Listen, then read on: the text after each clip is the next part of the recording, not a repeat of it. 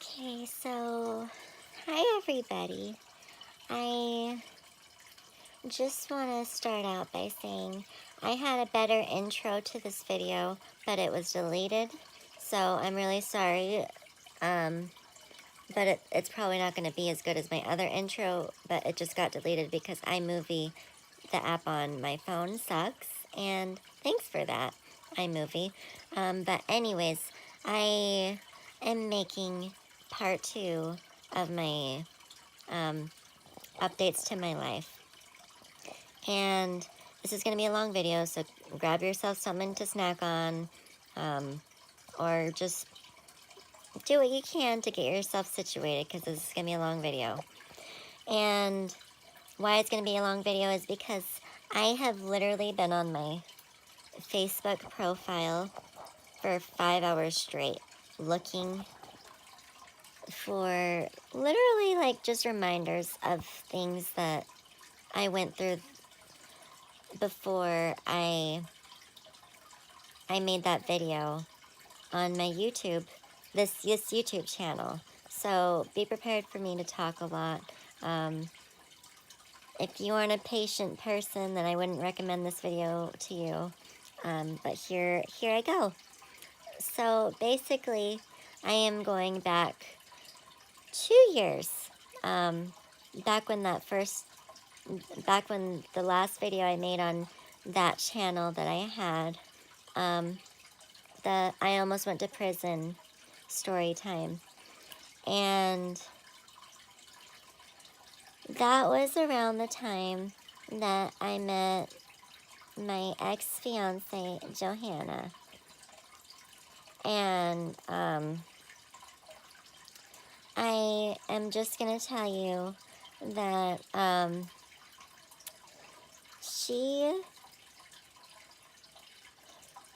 was a very good person to me at first. And I really enjoyed her and loved her as a person. And she is like me in the regard that she has a learning disability and has mental illnesses that make her have difficulty understanding things. So I do really try hard not to have a grudge to what happened, but I do still hold a grudge. But that's just because what she did was wrong. And what I mean by that is she totally just swooped into my life and made me believe that she was this really sweet and nice person. And I thought that she loved me unconditionally. And that wasn't the case. She'd made me feel like I was an insufferable person. And it didn't happen overnight. It was a slow process. And it took me a long time to realize it. And it wasn't until I had already moved from New Mexico to Pennsylvania. And I don't regret that move. I really don't. And she's probably going to see this video. And Johanna, I just want to say to you that I don't regret meeting you. I don't regret ever helping you. Yes, in my opinion, I do feel like you did take advantage of me. And I don't hold a grudge because I am just a nice person. And I don't do things for a thank you. I don't do things because I expect something in return. I do things because that's just who I am. And people have taken advantage of me before. You know that. But anyways, I just want to let you know that I am doing my best not to hold a grudge on you.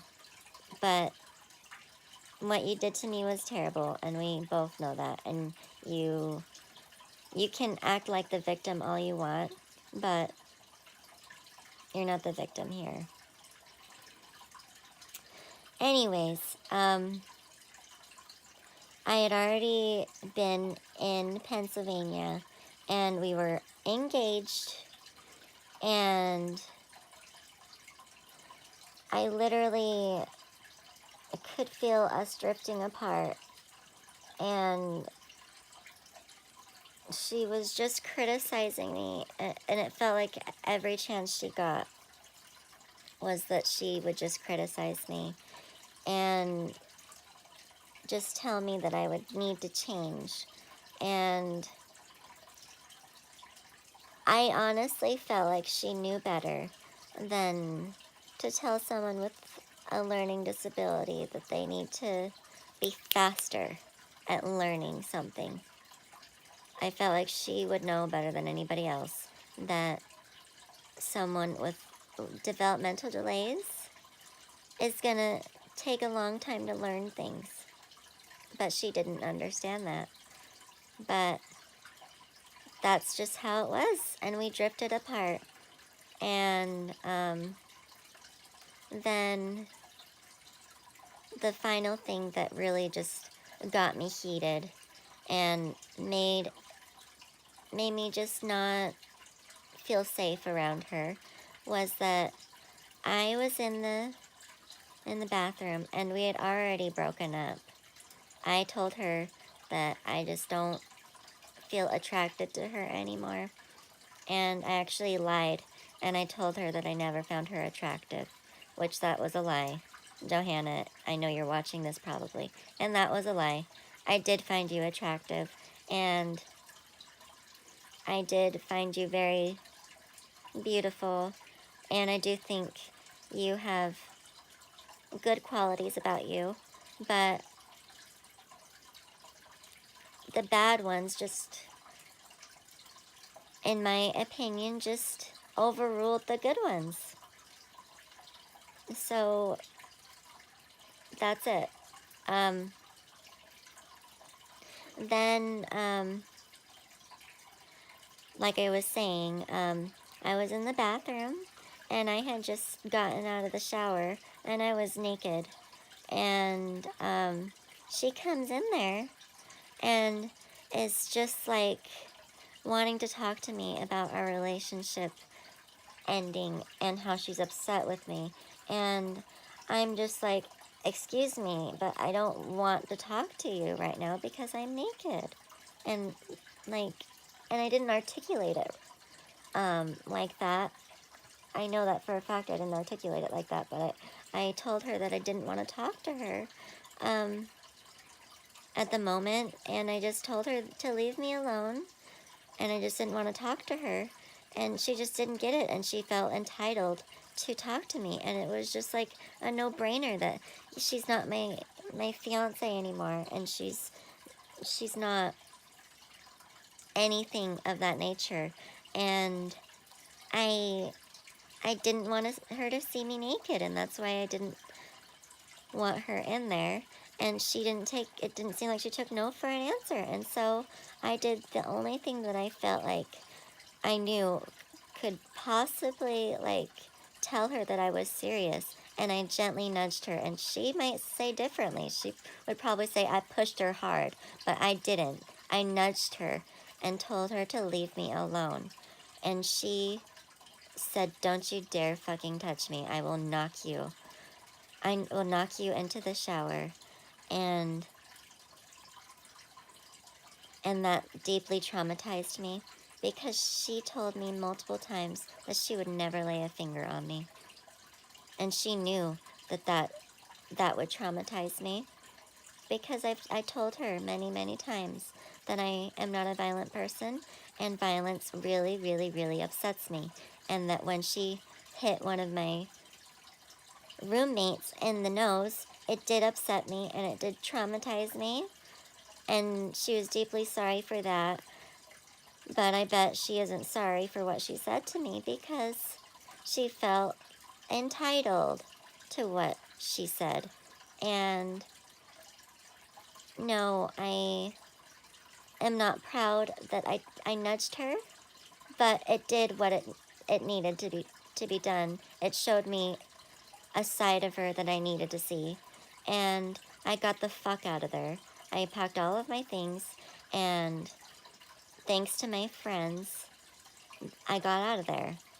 And then, and side note, I don't know if I would still be here if it weren't for them, because I probably would have been homeless, because I couldn't take a second longer in there. And I would be willing to be homeless before living with her, because that was just uncalled for. What she did was uncalled for. And I have Brookie and Ashley to thank for that, and Veronica, even though we aren't friends anymore. I have her to thank too, because they all helped me with what I needed. And I love them so much. And this video is already getting to the threshold of YouTube standards, so I'm going to have to make a part 3. I'm sorry, you guys, but that's just how it is. I ramble, and I just love to talk, and I have a lot that I need to say, so tune in next time for part 3. I love you guys so much, and I'll see you guys next video. Bye.